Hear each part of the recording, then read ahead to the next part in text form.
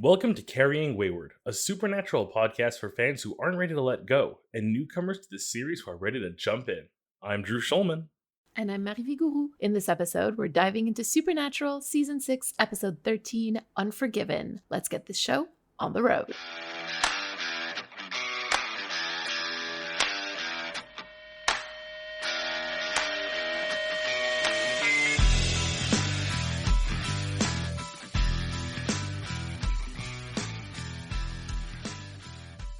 Okay, hold on. So before we get started, we have a very final reminder for everybody that we're going to be hosting a live watch on June 28th for all of our patrons, all of the tiers, and we're going to be watching The Man Who Would Be King.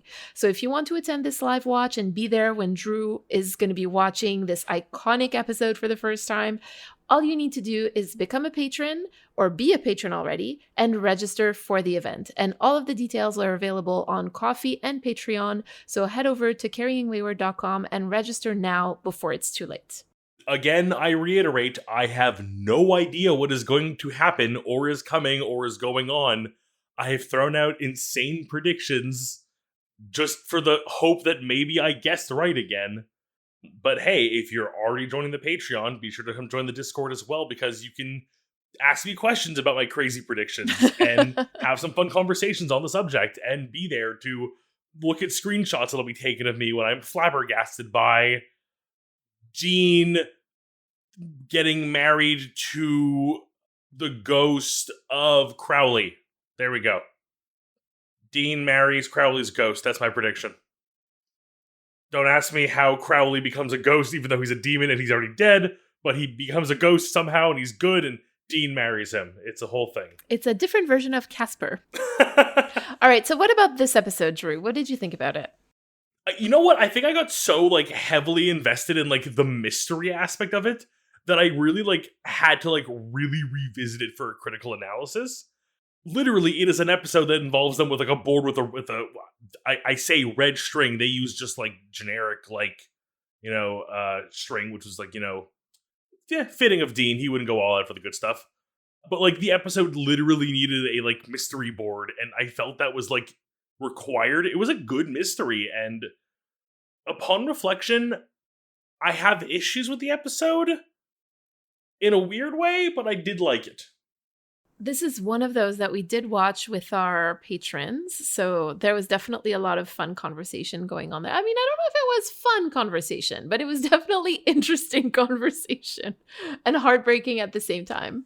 Laughs were had while we were all very scared. Yes, there you go, exactly. So how about you get us started with a recap. In this episode, we have a case that's being brought back that it turns out Sam had already dealt with Samuel, so now he's back in the town dealing with a case he can't remember, and then Dean is all we shouldn't be here, and Sam's no, I want to solve this case greedily because everything's about me and I need to solve mysteries because I can't have the unknown because I'm a perfectionist. And he gets too involved, and we find out how insanely awful Soulless Sam was during Soulless Sam's Sexy Summer. And then it turns out Dean was right. Sam shouldn't have stayed because the whole thing was a trap for him. And even though they saved the day, air quotes, I have a lot of questions about what happens at the end of this episode. It turns out the thing you kept hinting at happened, and Sam scratched a bit too much of that wall, literally 24 hours after getting his soul back, and hell is leaking through. Time. I was right. I love how I took that away from your recap. You were always right, so it's an important point to bring up. I just have to say it more often. I mean, it's not like you really fought me about this, right? It's one of those things where it was no, obviously this is a bad idea. But anyway. This was the most Chekhov's ass gun to ever be a Chekhov's gun. All right, let's go into the long game and fill in some blanks. So in Clap Your Hands If You Believe, we talked with Chris and Jeremy about how that episode basically showed us a funny version of Soulless Sam, but that in different circumstances, it could be a lot more dark. And this episode here is doing exactly that. So, okay, this episode did something really weird to me, and I'll try to we'll get into it more in story time. But this episode keeps doing things that I feel are wrong, but I'm kind of impressed by. I feel giving us this version of Soulless Sam after seeing last week's version of Soulless Sam is such a jarring difference that it's like, how could this be the same character? And I would normally sit here and be a little cynical and say, like, this is just poor writing. But I genuinely feel like this might be really good writing, actually, and really good development in the sense that even without a soul, Sam is still learning from Dean and from his surroundings and being around more people. That even just his ability to fake being a real person or like be a little more casual in his soullessness, we did see an evolution of soulless Sam from stone cold killer, whoring around to, I mean, still getting around, but being a little more comedic and fun and a little more lighthearted. Like he's starting to pick up on things, even if he can't appreciate them himself, he can pick up on those cues.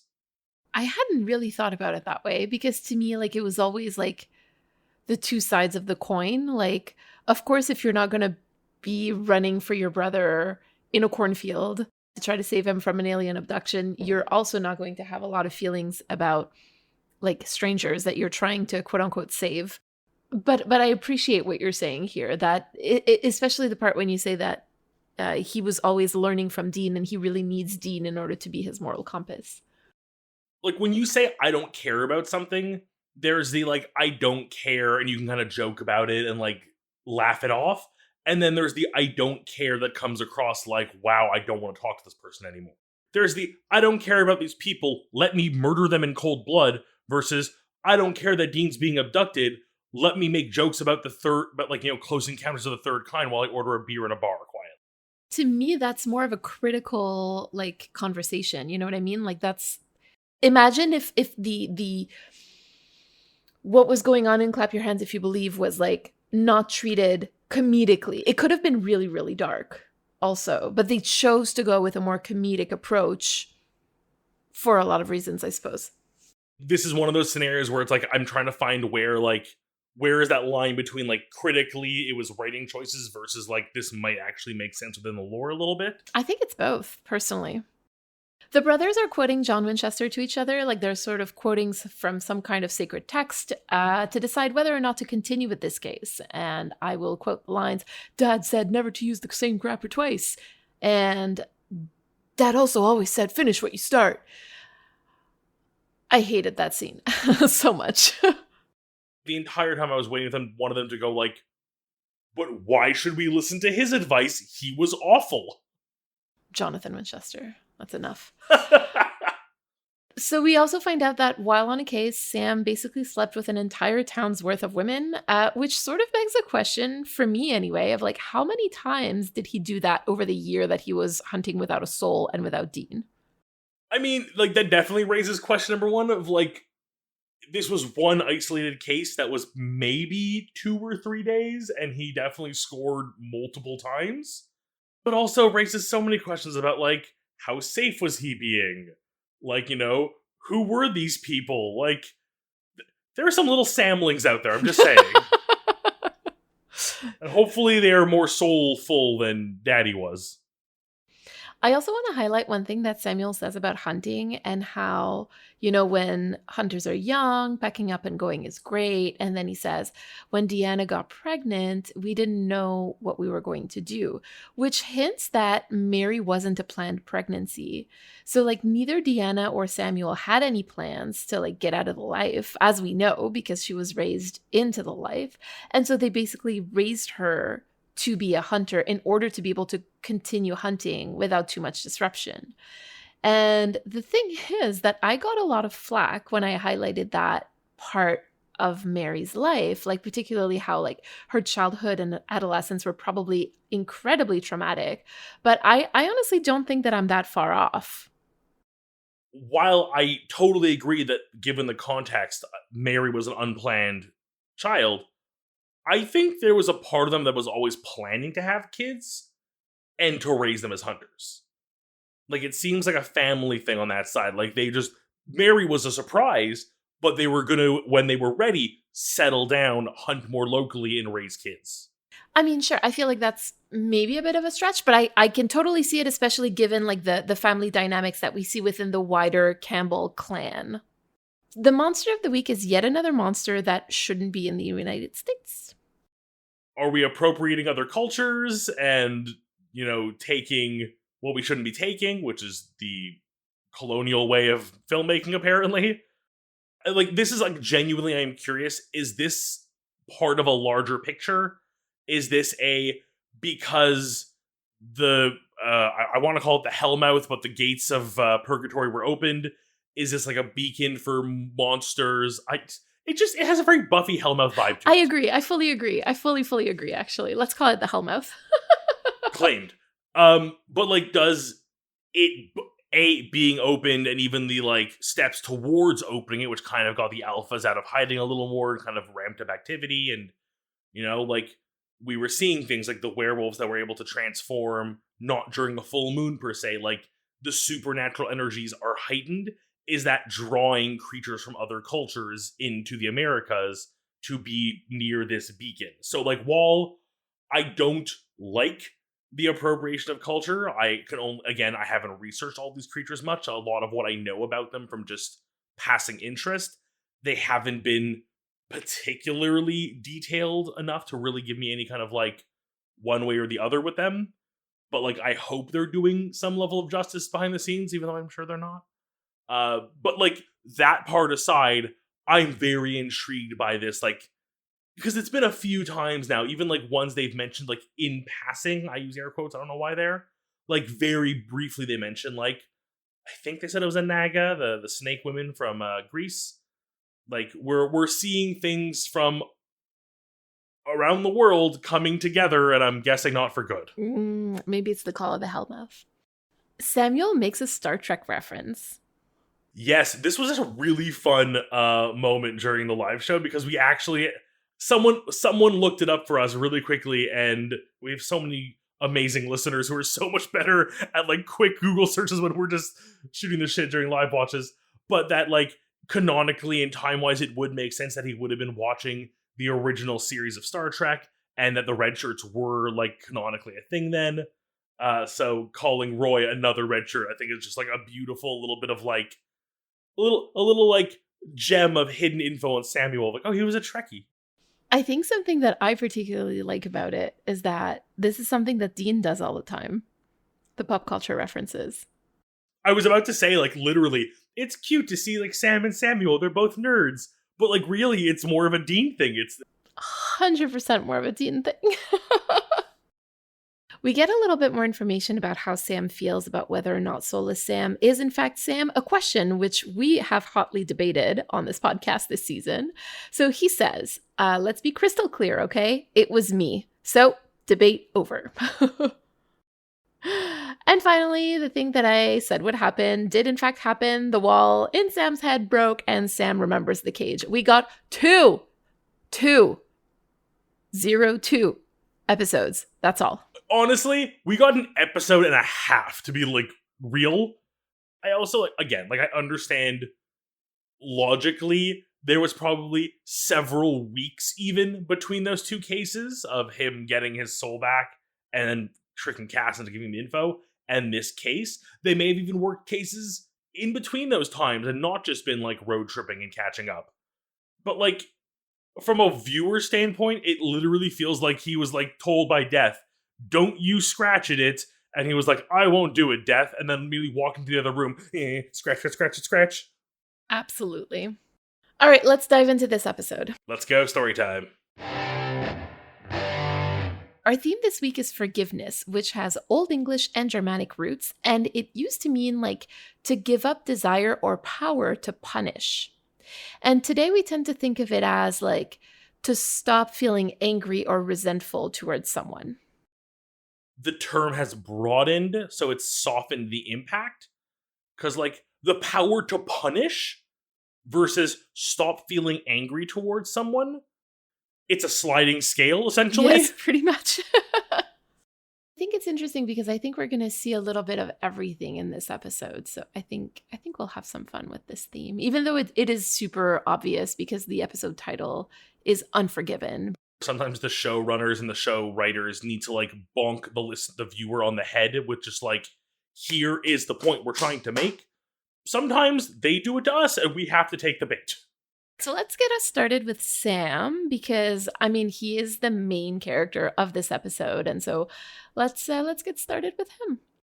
I think one option would be to go like through all of the terrible things that like Soulless Sam has done in this episode and debate like which ones are or aren't forgivable. I guess I was kind of wondering if we could talk about some bigger things and like wider questions on forgiveness. Like we can call this a meditation. I want to dive a little bit into like the very specifics of Sam, but then I want to like broaden it into a larger conversation. Soulless Sam really embodies the sense of like that raw, emotionless that he's just like he's a willingness to simply kill or try to kill and fail these other men who were abducted, and then the like sleeping around with like every woman in this dang town, some of which were married. I feel like are both designed to seem like these are two terrible things he did. And like especially thinking about modern culture still to this day, if Sam were a woman and had done this with a bunch of slept around with a bunch of men, there would be a lot of shame and guilting and slut shaming, and it's not fair because that isn't a thing we should be doing. I like almost feel like the show forgot to do it. Like they were trying to make it seem like it was a bad thing, but just never really like followed up on it. And like the show weirdly went wrong with Sam here and let him get away with sleeping around because it's not something he should be ashamed of. I mean, being a homewrecker, not a great thing, but it does take two to tango. I'm not victim blaming. I'm just saying every party is equally at fault here. While they make such a big deal about the thing he actually did wrong, that he actually is seeking forgiveness for ultimately this episode, which was the killing of Roy or attempted murder of Roy, followed by the actual murder of Roy and the attempted murder of several other men who are presumably still spider people out there somewhere that they just left and said goodbye to. They weirdly left the sexual side of things kind of like fall by the wayside, which I feel like was them just like not caring versus trying to say that it was okay. So like weirdly they did good by omitting it, but I don't think it was intentional. But I just wanted to like very quickly bring that up. So I think the first thing that we need to deconstruct here, or at least name, sleeping with married people as like a bad thing, home wrecking, etc. Like that's all within the framework of strict monogamy, right?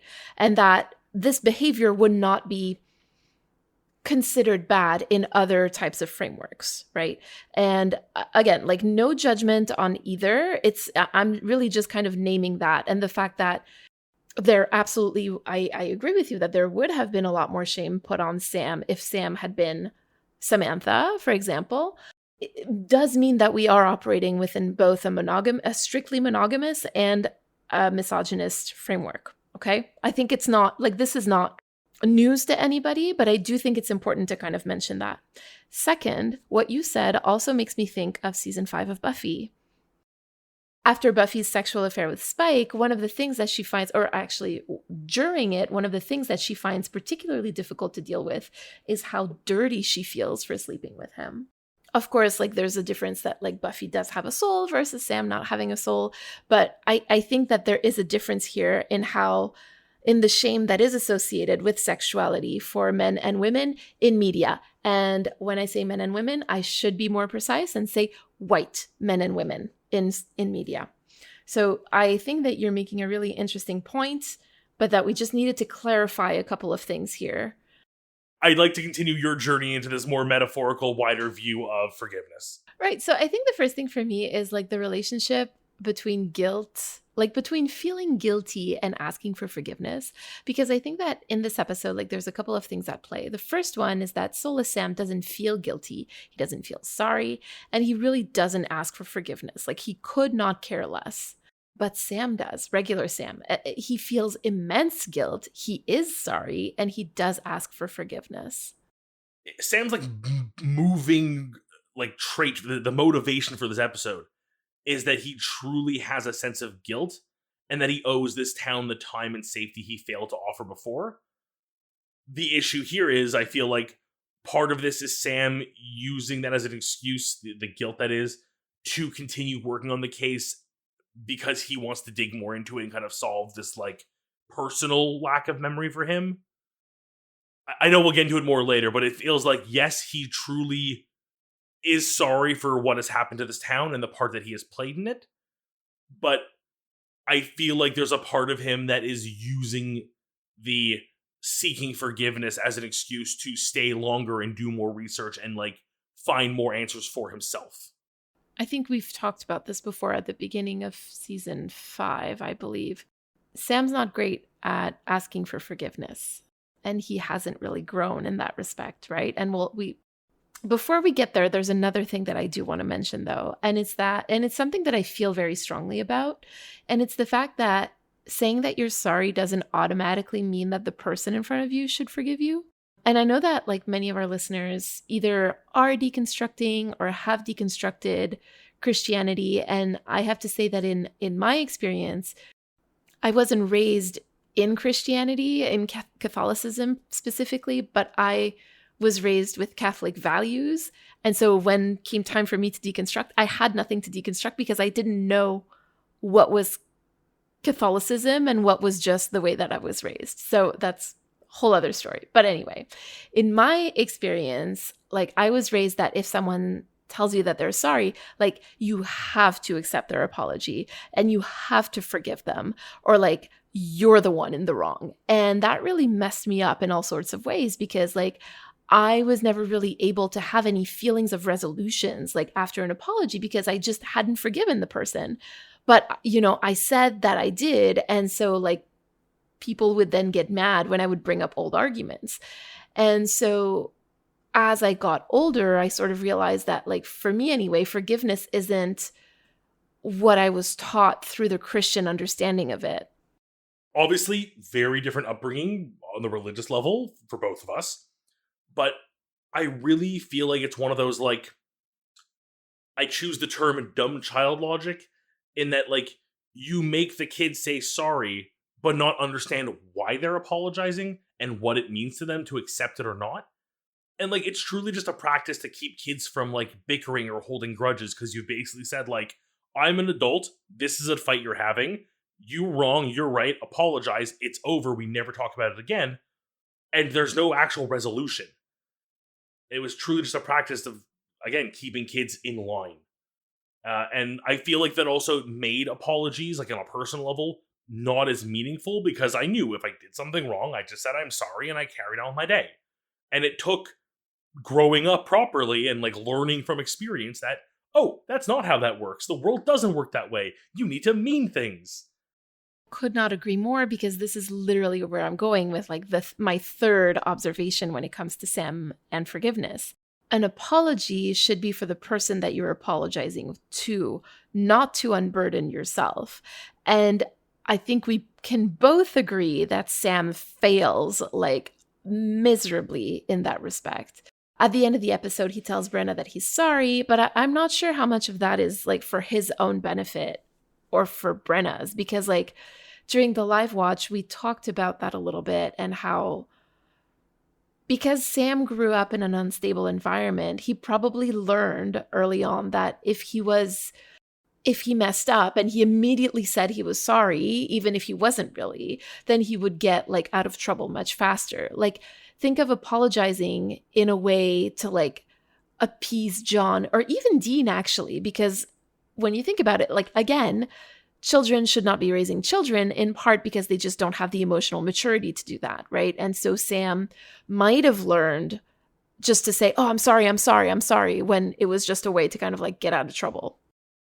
So I feel like Sam asks for forgiveness twice for this same act. The first time when he's in jail with, and Brenna lets him go, and basically he's like, I'm sorry. He doesn't know what he did. He doesn't know what he's apologizing for. He's just trying to curry favor. And then at the end of the episode, he asks again, and rightfully, she just slams a door in his face because you kind of fucked up here, Sam. Albeit soulless, Sam, you didn't help. I mean, this was unforgivable, in my opinion. Like, I don't really foresee Brenna ever forgiving Sam, or I mean, whatever. But like, it's not really something that is easy to forgive. I think the issue here, though, is the apology that Sam is offering in that moment when he's trying to like get her to stop and turn around and listen to him. While I imagine the conversation that could have been may have been one where he could properly explain himself and ask for forgiveness properly, his just trying to throw a sorry at her as fast as he can to get a get out of jail free card so he can leave this town feeling guilt free was not what he needed, not what she deserved. So if we can move on to Dean briefly, because I don't really have that much to say about Dean in this episode. I think that Dean is a really good supporting character for Sam because he's going through so much that he really needs Dean to be there as like his unwavering support. Let's put it that way. I think that for Dean, forgiving Sam isn't really a question, because like, I guess this is kind of where I think it's important to note how easy it is to forgive somebody when they've done something bad to somebody else. Also, like how important it is to remember that unless we're directly harmed by someone's action, it's not really our place to offer forgiveness or to accept apologies. We can see this at an interpersonal level when one of your friends does something shitty to another one of your friends, or on a more structural level when somebody with a large platform does something to harm an entire group of marginalized people. If you're not a part of that marginalized group, then it's not up to you to decide whether or not the apology is adequate. Reading these notes, I got to this point, I was like, oh yeah, Dean is in this episode, isn't he? I still can't think of anything he does in this episode besides that interview with the one woman whose roommate went missing and the calling Sam when he figures out the whole thing's a trap. Like, really, he's like there for 2 pieces of exposition, and otherwise he is just, like you said, emotional support to Sam.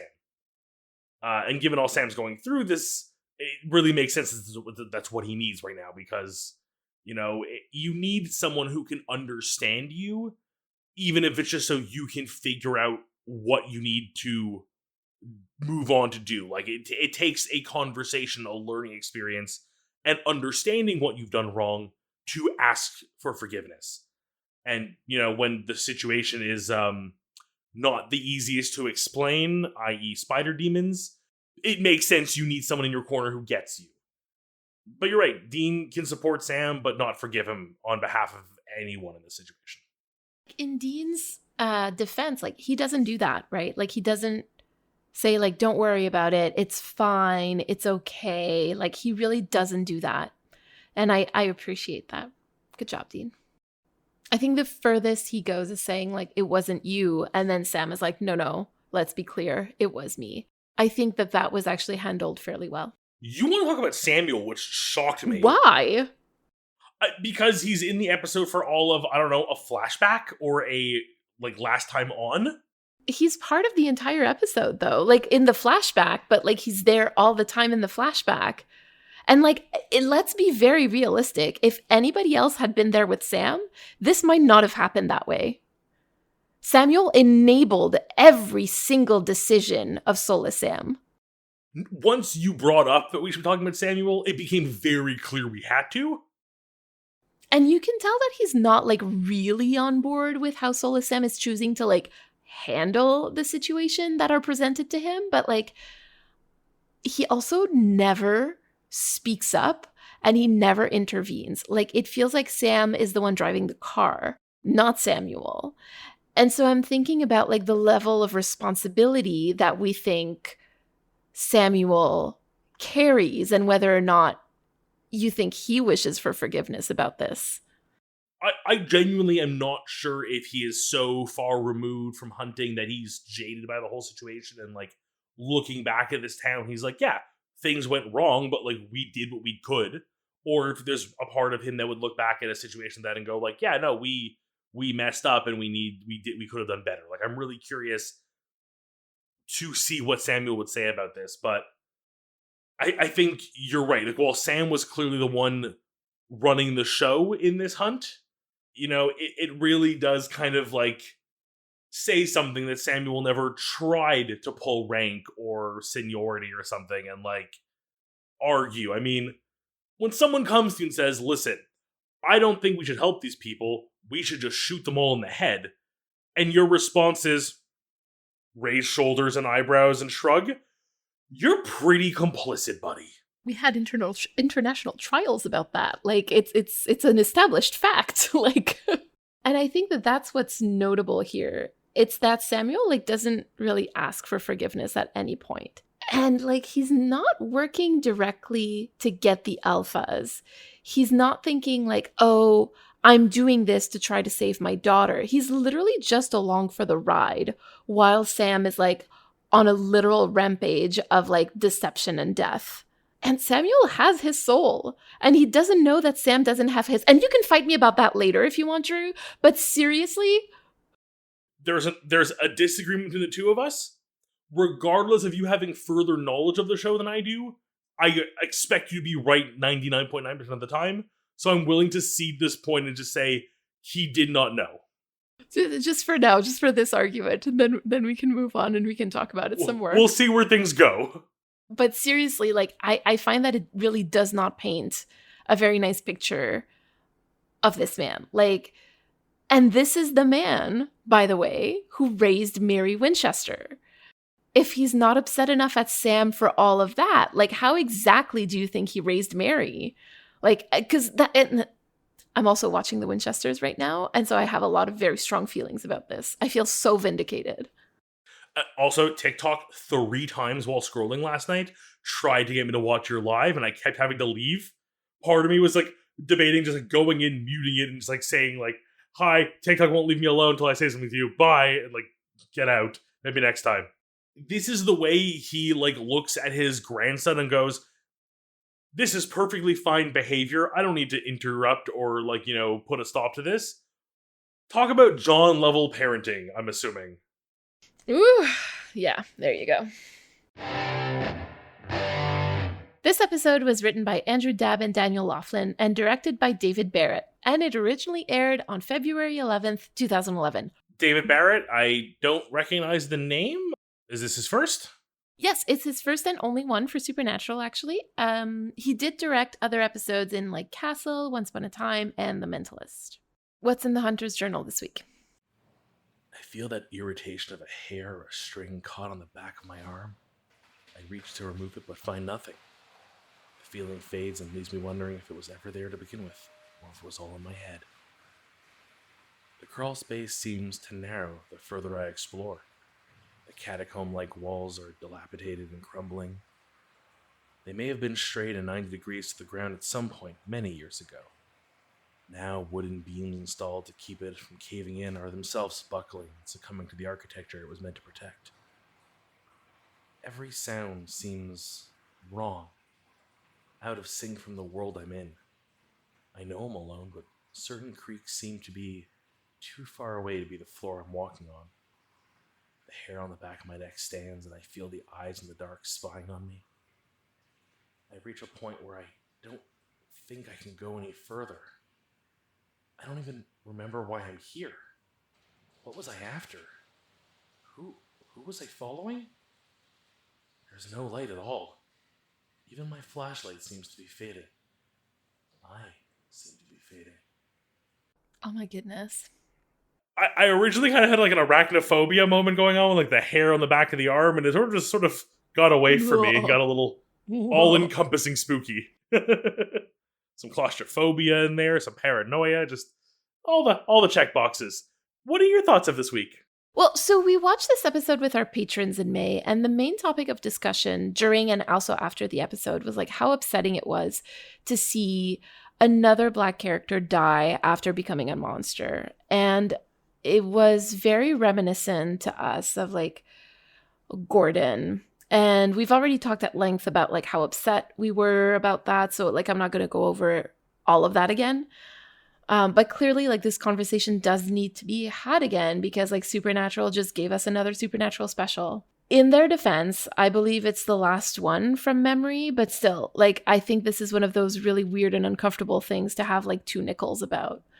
And I guess what I want to highlight here is that I really wish that the Supernatural cast was more diverse, just overall, so that when a Black person becomes a villain or becomes a monster, like it doesn't become something for us to focus on because there are just so few Black characters on the screen. Because if there were more Black characters doing all kinds of things on this show, then it really wouldn't become such a big talking point. But they're so few and far between that finding these parallels is like really easy, really upsetting, and really uncomfortable. So I guess I'll leave us all on justice for Gordon, Henriksen, and Roy, because they all deserved better. Amen. I think it's just, like you said, it's important to remember that though we've discussed it once, it's still an ongoing issue. And it is, you know what, like you say it's the last one, and it's unfortunate that it's the last one because there's likely going to be very few Black actors cast in the show going forward, versus they suddenly get their shit together and start casting more diverse cast, that when they do have a character of any ethnicity do anything, it doesn't become a sticking point. This week we have a message from Enye. And before we listen to it, we want to remind you to send us a 3-minute voicemail. To respond to anything we discussed today, you can use the recording app on your phone and just email us the recording at carryingwayward@gmail.com. We also want to remind you that Drew and I are going to be answering the question, this episode showed us Soulless Sam's Hot Girl Summer, but what would regular Sam's Hot Girl Summer look like? For our Roadhouse supporters on our Impala Talk. Stay to the very end of the episode to hear a short clip. Hey, Carrying Wayward, my name's Enya, and I'm recording from South Africa. I wanted to talk about, not per se the episode, but in regards to the episode Dream a Little Dream with Me from Season 3. I am well aware that you're in Season 5 at the moment. I already caught up with the podcast, but I wanted to mention, just a side tidbit, Drew, you talked about the Xhosa people, and this is just something that was kind of funny to me as a person that lives here. It is actually called the isiXhosa people, and I am well aware that most people that do not either live here or grew up with the language cannot do the clicks that is well known in isiXhosa, but it is usually pronounced with Xhosa if you cannot pronounce the clicks. And it's just something that caught my attention, and I thought you'd find it interesting to know how the different pronunciations worked from different countries. And I also really wanted to say thank you for all the effort you put into, I don't know, just the language and its history. As a person that is now going to study ancient historical languages at university, it really gives me some insight to what I'm probably going to be working with, and not just with what it's in my potential university career, but just opening my eyes to being media literate and seeing extra layers that so many people have put effort into adding to their art they put into the world. And honestly, this podcast has given me such an opportunity to learn about things I haven't really thought about seeing. I've always found media fascinating, but the way you are, and see, dissecting this show, a show that I only recently started watching, it really gives me inspiration to learn more, not just about media, but the world in general, because of all the effort you put into it. So I really just wanted to comment on that and say thank you for all the effort to the show itself. I unfortunately do not have that much to say in regards to the show, because it feels like you say so much that I'm more willing to learn than to add. So thank you for all of that. Enye, thank you for reaching out. Number one, for doing my favorite thing, which is correcting us, me specifically in this case. For me, that is a learning opportunity, and I am so thrilled to be educated like that. I don't even know how often it comes up on the show, but like I do voice act on the side as well. And in doing so, I am so intrigued by language and vocabularies and the way different cultures speak and dialects. So learning about that from you today is like extra bonus points. And to know that you're going to be studying that, like, can you make a mailing list and just send me like regular updates of cool things you learn about language? Because like, you see how excited I get with Mary's etymology sections, that like learning more about language and vocabulary and like ancient languages, like that just, oh, that is like the little, like the good tingles of the hair on the back of my neck, as opposed to my bad ones earlier in my journal. I'm rambling and I want to give Mary a chance to speak because I could seriously sit down and talk about language and vocabulary and dialect and speaking for literal days. And I think Mary believes me when I say that. So again, just an amazing thank you. Yeah, honestly, Anya, thank you so much for taking the time to send us this voicemail. It was incredibly kind of you to do that. One of the things that I study in my own university career is hermeneutics, and a part of that has to do with language. But I don't actually have any formal training when it comes to ancient languages or etymology or anything like that. And doing this exercise of talking about etymology and roots of certain words is actually teaching me so much and helping me be like much more aware of like the words that we use in order to talk about certain things. Because again, like one of the things that I really enjoy doing is like from the words that you're using, what are your assumptions about the world? Like how do your biases, whether good or bad, or, again, no judgment, just like your own baggage, basically, how does it show up in your language? Kind of what I've been trying to do here is to further my own knowledge of of language in general. And I wish you so much success in your university career. Best of luck. Yes, congrats, and keep up like the communication with us. I'd love if you come across anything else in your studies that pertains to language that the show may touch on, like even if it's the slightest tangent, please let us know. I'm like secretly hoping like, oh, are you gonna get into like Enochian? Can you like speak to some of the like the books they talk about and the different like spells they do? But like I'm getting ahead of myself. Do you know something about Enochian, actually? What do you have to share about it? I looked up a little bit about the story of Enochian. A couple of priests one day that were like, this is Enochian. And it shares like a lot of roots or like structural similarities with English. Food for thought about Enochian. Do you have any reflections or calls to action this week? Honestly, the thing that really gave me pause this episode was thinking through Sam's patterns when it comes to apologies. And obviously, I don't like where it lands. And I really wish that he would have shown a bit more growth, especially between like early season 5 and now. But I also kind of have more empathy for it now. And so I feel called to offer a little bit more grace to people who just expect to be forgiven immediately, even when I'm not ready to forgive them, because I know that it could be stemming from trauma. It could also be stemming from just societal expectations. So yeah, a little bit more grace. There's always the story to be told. While you may be the one in a position to forgive somebody, and to go back to our definition at the beginning of the etymology section of Storytime, on that sliding scale of how much power you lord over someone versus, the ability to give up that control over them, or that power over them. It really, like, to me, what it comes down to is the giving someone that space to explain themselves. It doesn't mean you have to forgive them. It doesn't mean you have to agree with them, but to at least open up the door when you're ready to allow them in to speak their truth. And if they so choose, ask for forgiveness. And then if you, with enough reflection, choose to, forgive them. And I know I myself, in times when things are tough or difficult, it can be really hard to like have that, capacity in you. So just a reminder that just to better reflect on those moments and try to get through them to a point where I can reach a conversation with the other person more quickly.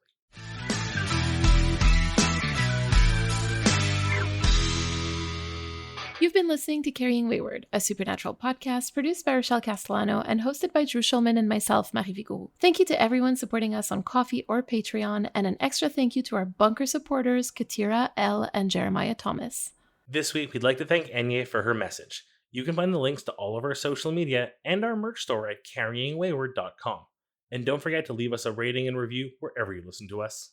And if you like Carrying Wayward and you'd like to support us in our project to go through all 15 seasons of Supernatural, you can support us through Ko-fi or Patreon, and you can find those links at carryingwayward.com. Carry on, our wayward friends. I think that regular Sam's Hot Girl Summer would look a lot more like hitting the gym a lot, like going for runs, like gym tan laundry kind of thing. I think that that would be his hot girl summer. He would absolutely love it. And I know that that's not exactly what hot girl summer means. I don't give a damn. Like, that is what Sam would make of his hot girl summer. I love how we are on the exact same page, but of completely different books.